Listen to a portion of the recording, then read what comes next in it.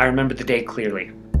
It was an odd feeling. I was home the day it happened, and pretty soon afterwards I called my friend. I always call my friend when I'm feeling down, and I wanted to know if it had happened to him as well. I wanted to see if he had felt what I was feeling. I recorded our conversation. I record a lot of conversations. Hey. Hey, I just want to let you know I'm recording our conversation. You record a lot of conversations. Yeah, I know. How are you feeling? I'm not so good, to be honest with you. Me either. It's so weird. Yeah, I mean, everything was fine. I was actually in a great mood a couple of minutes ago. I don't know what happened. Me either. I was in this great mood, and then out of nowhere... It felt like someone sucked the happy out of me. And it turns out that he was right. That is what happened. Someone somewhere had sucked all the happy out of the world. But who would do that? What monster could conceive of an idea so heinous as to suck all the happiness from everyone at every corner of the world? I had so many questions. I had to investigate. The first thing I had to figure out was how one could accomplish such a task. Was it even scientifically possible? Is it possible to make an instrument that could suck all the happy out of the world? Well, it is highly improbable, but plausible nonetheless. The science is very complicated, but I'll try my best to dumb it down. The phenomenon of entering a room full of people and immediately everyone wants to leave. Just because you walk in. Has that ever happened to you? Yeah? Yeah, me too. Well, it's extrapolating that and pinpointing the epicenter, figuring out where it came from, that the real math really comes in. But I think I solved it. I think I've located where the happy was sucked from the world. My research led me to an unlikely place. Chattanooga, Tennessee. A beautiful city. There I met Kyle, who lives close to where the incident occurred. And I was like, shut up! And they were like, and so I called the guys and I was like, hey man, my dogs are freaking out. I don't know, we can't practice here tonight, bro. But I'm trying to get my on, you know what I mean? Yeah. Felt it coming from like over there, maybe at Sam's house. Sam doesn't really talk much, but you might ask his girlfriend Samantha about it. She goes by Sam too. It's kind of weird, but yeah. Go talk to Sam, the girl Sam. After talking with Kyle, I searched and was able to locate Sam's girlfriend, who didn't want to talk at first, but once I told her how beautiful she was willing to be interviewed.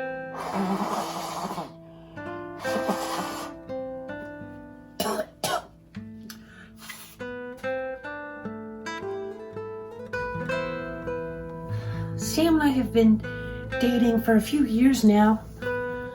He's a really nice guy. Sam's been really sad recently, and it's about his grandma, and it makes me sad to see him so sad. I don't know, he's been talking about his invention for forever, and I don't really think too much about it, you see. So who else gonna see this documentary? I mean, that you're making? Get my good side. Wow, maybe I'll be famous. Sam, yeah, he's been hard to talk to. Maybe the best person for you to speak to would be his friend Andrew. Best friends. Yeah, I mean, since his grandmother's passing, he hasn't been the same Sam. Samantha pointed us in the direction of Andrew, one of Sam's good friends. Sam is one of the kindest people and just best people I know. He's so smart and he has such a strong, good heart. I mean, he's smart, like book smart, not like street smart. Like maybe like a Bill Nye or an Anderson Cooper, but way more fashionable. We used to go shopping all the time and he would pick out the cutest things. I just love Sam so much.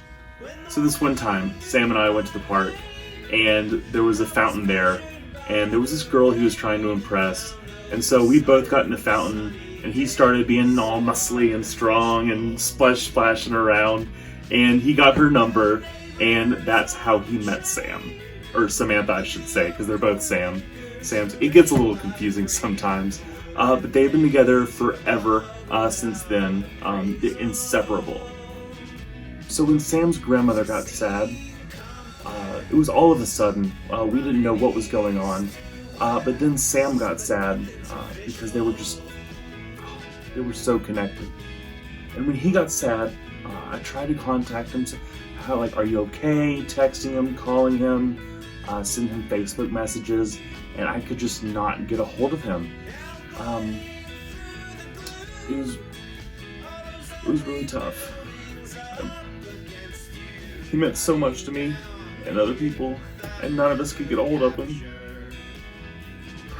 We've just really not talked since then. It's been really tough on me. The more I talked with people who knew Sam, the more I got a glimpse into his life. It seemed that this monster had a heart I wanted to get to know. I was able to get Sam's phone number from Andrew. I tried calling Sam, but I just kept getting his voicemail. Hello, you've reached Sam Byers. I can't come to the phone right now, but if you leave your name and a message, I'll get back to you as soon as possible. He sounded sad. Very sad. Maybe Sam had stolen the happy from the world for himself. It made sense. If he couldn't make his own happy, maybe stealing it from others could remind him of what it felt like. There was more to learn. By now, I knew of Sam's grandmother's passing. I was able to get in touch with Sam's grandfather, who was very helpful. Well, I met my wife in 1956. I'd been home from the war for about 12 years at that point. She was the life of the party. She was the light of my life. Everywhere we went, she had a smile on her face. Everyone always knew how happy I was because she was with me. Well, we were at this party in 1967. A friend of ours had just gotten a big promotion. And they were like, "Oh, Shelly, please dance for us. Please dance for us." And they had put on one of her favorite songs from back in the day. She did the Charleston just like her mother taught her. And just seeing everyone smile at her, and they came up to me individually and just told me how I was the luckiest man alive. It means so much when other people can see just how happy someone makes you. Sam, our grandson, I think he took to her in a way that few others did, and she in turn loved him. And it wasn't until a few years ago that the happiness kind of started to fade, and I wasn't sure what it was, but Sam felt it too. Well, Sam was always a bright boy, always tinkering in the shed or whatever he could get his hands on. Very bright kid, top of his class, always. But a few years ago, he created this invention, and I just thought it was, another one of his things. But what it turned out to be was that it pulled the happy out of the air, and he distilled it into this tiny bottle, and he gave it to Shelly. And right before she died, she used it so that she could feel once again the happiness she used to feel. And then finally, I check my phone one day, and there's a message left by Sam. We set up a time to talk, and I was very excited to interview him. Finally, I was going to get to talk to the man who stole the happy from the world. Finally, I was going to get some answers. It's not like what I wanted to do was to steal the happy from the world. I wasn't trying to do that. I love my grandma so much, and she was so sad.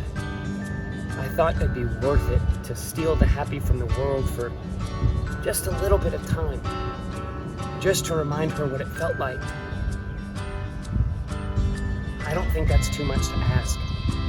I think anyone would have done that for their grandma, for someone they loved. I think it's important. I loved her. I loved her so much. So I'm sorry if it hurt people, if it made them sad for a bit of time. That was never my intention. So there you go. Just a boy who wanted his sad grandmother to remember what it was like to be happy again before she passed. And I guess that's what it comes down to. When someone is so sad that they can't make any of their own happy, why not sacrifice our own happy to remind them what it feels like? This monster wasn't a monster at all. He was just a boy who loved his grandmother so much, he gave her the world's happy. And I think that's a notion we can all get behind. Sometimes it's better to go without our own happy for a little bit to help others. Sometimes sacrifice is necessary if it means helping others who can't help themselves. I learned a lot from Sam over the course of making this documentary, and I hope you have too.